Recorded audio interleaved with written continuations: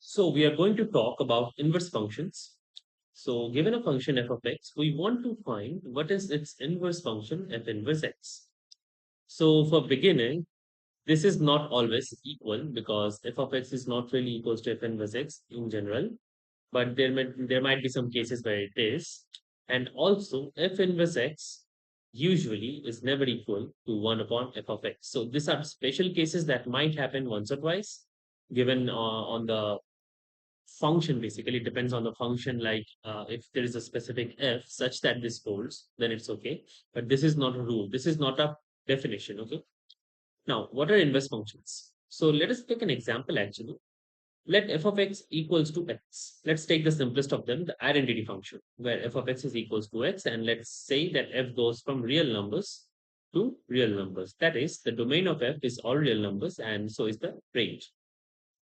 And clearly, f of x equals to x satisfies all that. If you were to graph this function, you would get something like this, extended in both directions, right?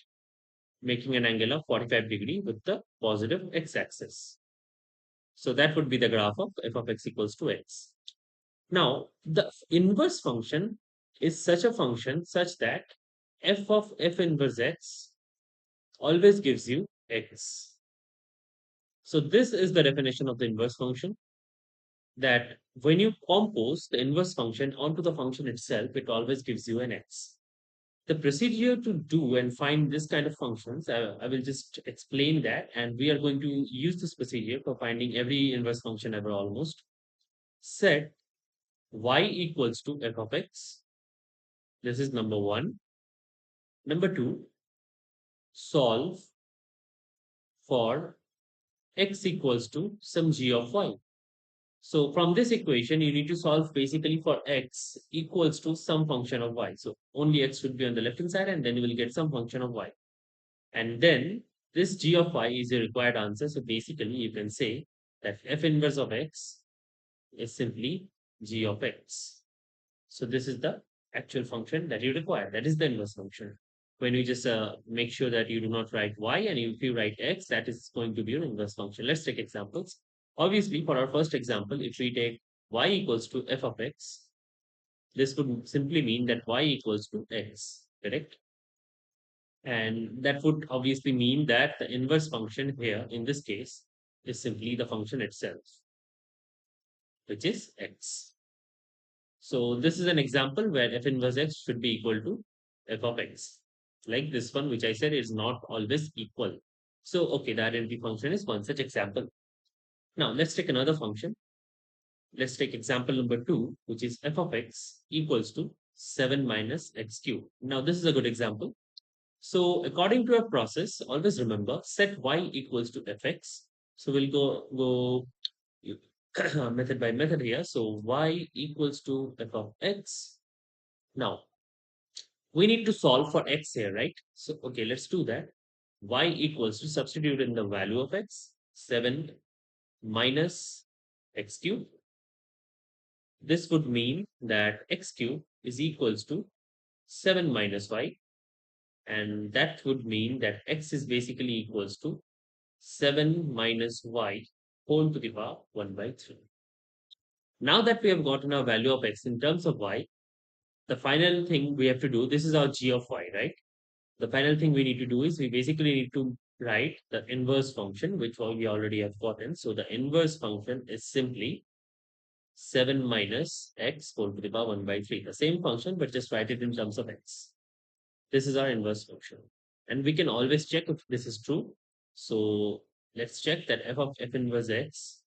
What does this give us? So by definition, it should give us a x, right? So f of 7 minus x whole to the power 1 by 3. This is what we are going to do. So what was f? F was basically 7 minus x cubed. Okay. So 7 minus, and x is this, right? So 7 minus x to the power 1 by 3 whole cube. As you can understand from this one, 7 minus the whole cube and the cube would cut off, and you will get 7 minus x in brackets. This would give you an x as desired. So this is how you find the inverse functions. And as per the domain and range of inverse and such functions, so if f is a function that goes from set A to set B, its inverse will basically go from set B to set A. So the function and its inverse function usually can be graphed on the same plane. And when we do that, we can see the intersection points, that those intersection points. So if f of x and f inverse x do intersect at some point, this is a very special quantity and you will see its use in the next video. What do we do to do this? So I think the process of finding the inverse function right now it's clear, but it won't hurt to give another example actually. So let's say y equals to x upon x minus 1. And we would say that x is not equals to 1. So this must be followed because otherwise the function would be undefined and it will bump up at x equals to 1, right? So this is our f of x. So we have set y equals to the function. So let's write that y equals to x upon x minus 1. Multiply both sides by x minus 1 because that is allowed since you know x minus 1 is not equal to 0 as per the definition. So this would give us x minus 1 into y equals to x. Remember our goal, we want to find the value of x in terms of y. So this would give you xy minus y equals to x. Bring the x's on the one side, xy minus x equals to y. Then take x common, x times y minus 1 equals to y. And therefore, x should be equals to y upon y minus 1. And it seems that the inverse function again is the same because f inverse x simply comes out to be x by x minus 1, which is simply f of x. Now I ask you to find out significance of this. Like, yeah, the function f of x was x upon x minus 1, and the inverse function itself is also equal to this. And why does this happen? Why is it happening in this case as well? And what are its importance? You can also comment down in the section. And obviously, I will make a video about this. But for now, just understand that, yeah, this is special.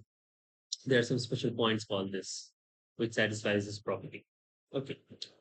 Next, we come on to the part where we have the derivative. This is important. The derivative. So consider that f of x is differentiable. So f of x is differentiable. And if it is differentiable, and let's say it's also bijective, maybe that's a very strong word right now, but that would also mean that the inverse function exists and it is also differentiable. So let's say with all conditions met, we want to find out what is ddx of f inverse x. This is our goal is. We want to find out what this quantity would look like. So to do that, we will first say, okay, let y equals to f inverse x. This would mean that f of y equals to x as per the definition, correct? So what we are trying to find out here is basically dy by dx equals to how much? Differentiate this function, both sides, you will get f prime of y into dy equals to dx, correct?